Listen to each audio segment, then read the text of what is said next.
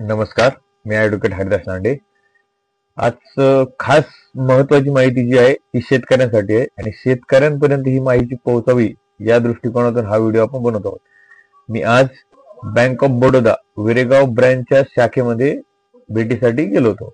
Manager साहेबाला भेटल्याच्या नंतर त्यांनी मला एक गोष्ट आवर्जून सांगितली आणि ही माहिती शेतकऱ्यांपर्यंत पोहोचवावी हे सुद्धा त्यांनी विनंती केली की आता सध्या अनुदान आलेलं आहे. अनुदानाची केवायसी सगळे शेतकरी करीत आहेत. अनुदानाची केवायसी केल्याच्या नंतर काही 7-8 दिवसांनी किंवा 15 दिवसांनी म्हणा तुमच्या खात्यामध्ये तुमचे पैसे सरकार जे अनुदान देणार आहे त्या अनुदानाचे पैसे तुमच्या खात्यामध्ये वर्ग करणार आहे.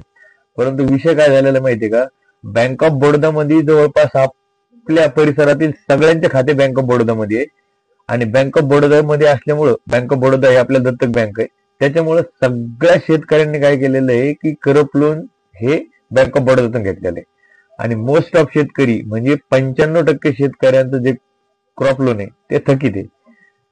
आता हे थकीत क्रॉप लोन असल्यामुळे काय होतं माहितीये का, आणि हे जे शासनाचे जे पैसे येतात हे सगळे डीबीटीच्या माध्यमातून येतात, म्हणजे डायरेक्ट बेनिफिट ट्रान्सफर.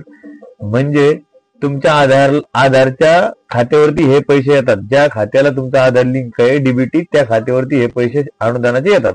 मग आता काय होतं, बऱ्याचशा 90% शेतकऱ्याचे पैसे त्यांच्याकडे एकच खातं असल्यामुळे हे पैसे अनुदानाचे म्हणा, नरेंद्र मोदी जे काय पीएम किसानचा हप्ता म्हणा, एकनाथ शिंदे साहेबाचा हप्ता म्हणा किंवा इतर कुठलं अनुदान म्हणा, दुष्काळी अनुदान, हे सगळे अनुदानाचे पैसे आतापर्यंत आपल्या शेतकऱ्यांचे कोणत्या खात्यावर आलेले, बँक ऑफ बडोदाच्या खात्यावर आले, ज्या खात्यात तुम्ही क्रॉप लोन घेतलेले आणि ते थकीत आहे. परंतु मग हे पैसे जेव्हा शासकीय अनुदानाचे जमा झालेले, आतापर्यंत काय होत होतं माहितीये का, की अनुदान जमा झालं की तुमचे सगळे पैसे काय व्हायचे, क्रॉप लोनच्या कर्ज खात्यामध्ये वर्ग व्हायचे. वर्ग झाल्याच्या नंतर तुम्ही काय करायचे, बँकमध्ये जायचे, एक अर्ज लिहून द्यायचे की माझे कर्ज खात्यात गेलेले पैसे मला परत सेविंग खात्यामध्ये वर्ग करण्याबाबतचा अर्ज द्यायचे. मग मॅनेजर साहेब काय करायचे, तुमचा अर्ज घ्यायचे, तुमचे कर्ज खात्यात गेलेले पैसे हे रिव्हर्स करून तुम्हाला पैसे काढून द्यायचे. परंतु आज मॅनेजर साहेबांनी विशेष करून सांगितले की शेतकऱ्यांना ही गोष्ट सांगा की आम्हाला जे अधिकार होते तुमचे पैसे रिव्हर्स करून तुम्हाला काढून द्यायचे, ते अधिकार आमचे हेड ऑफिसने किंवा रिजनल ऑफिसने काढून घेतलेले. आता आम्ही तुमचे पैसे ह्या बेस्ट ब्रँच लेवलला तरी रिव्हर्स करू शकत नाही किंवा तुम्हाला काढून देऊ शकत नाही. तुमचे पैसे निघल किंवा नाही याची गॅरंटी आम्ही देत नाही. जर तुमचे पैसे काढायचे असले तर तुमचा अर्ज आम्ही नक्कीच घेऊ. तुमचा अर्ज आम्ही वरती पाठवू हेड ऑफिसला किंवा रिजनल ऑफिसला. त्यांनी जर अप्रुव्हल दिलं तरच तुमचे पैसे हे परत मिळणार आहेत, नाहीतर कर्ज खात्यात गेलेले पैसे तुम्हाला परत मिळणार नाही.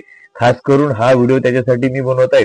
आता दुसरी गोष्ट आहे, बऱ्याचशा लोकांकडे एकच खातं आहे आणि ह्याच खात्यात त्यांचे डीबीटीचे पैसे जातात, अनुदानाचे पैसे जातात, पीएम किसानचा हप्ता जातो किंवा इतर कुठले अनुदान ह्याच खात्यात जातं.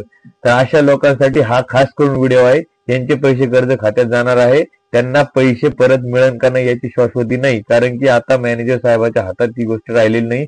मॅनेजर साहेब आपले विरेगाव बँक ऑफ बडोदाचे चांगले, त्याच्यामुळे ही गोष्ट त्यांनी मला सांगितली आणि ही माहिती शेतकऱ्यांना व्हावी या दृष्टिकोनातून त्यांनी आम्हाला ही माहिती सांगितली. त्याच्यामुळे मी ही माहिती तुमच्यापर्यंत पोहोचवते. आता दुसरा विषय काय माहितीये का, दुसरा विषय असा आहे की बाबा मग आता याच्यावर पर्याय काय.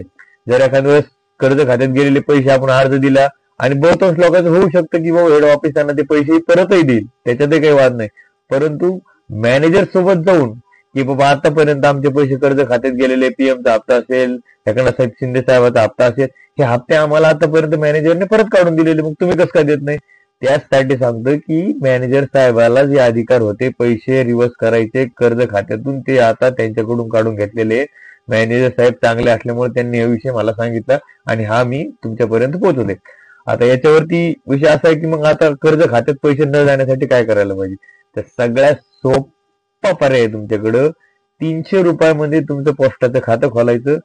खातं खोलल्याच्या नंतर तुमची डीबीटी त्या खात्याला इनेबल होईल आणि तुमचे कुठलेही येणारे पैसे कुठले असू दे, शासकीय अनुदान आता डीबीटीच्याच माध्यमातून प्रत्येक शेतकऱ्याच्या खात्यावर वर्ग होत आलेला आहे आणि यापुढेही त्याच माध्यमातून वर्ग होणार आहे. त्याच्यामुळे तुम्ही काय करायचं, तुमचे पोस्टाचं खातं खोलायचं, त्या पोस्टाच्या खात्यामध्ये डीबीटी इनेबल करून घ्यायची. त्याच्याकडून खातं खोलताना त्याला सांगायचं की माझं कुठलंही शासकीय अनुदान हे याच खात्यात जमा झालं पाहिजे. अशा पद्धतीने त्याने एक 300 रुपयाचं खातं खोलून घ्यायचं.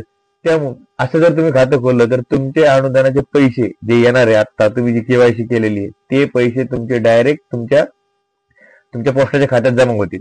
त्याच्यामुळे तुम्ही काय करायचं, पोस्टाचं खातं खोलायचं आणि पोस्टाचेच नाही तर याच्यानंतर की कुठलेही हप्ते असेल तुमचे, पीएमचा असेल, इतर कुठलं अनुदान असेल, हे सगळं शासकीय अनुदान तुमच्या पोस्टाच्या खात्यात जमा होईल. तुमच्या कर्ज खात्यात तुमचा 1 रुपयाही कटणार नाही. तुम्हाला अर्ज देऊन परत ते पैसे काढायची काही गरजही पडणार नाही. आज रोजी तर ते पैसे परत येईल का नाही याची सुद्धा शाश्वती नाही. त्यामुळे सगळ्यात महत्वाचं आहे की तुम्ही एक पोस्टाचं खातं खोला आणि त्या खात्यामध्ये तुमचं हे जे केवायसी केलेलं अनुदान आहे किंवा इतर कुठलं अनुदान आहे ते तुमच्या त्या खात्यात घ्या आणि बिनधास्त राहा. धन्यवाद.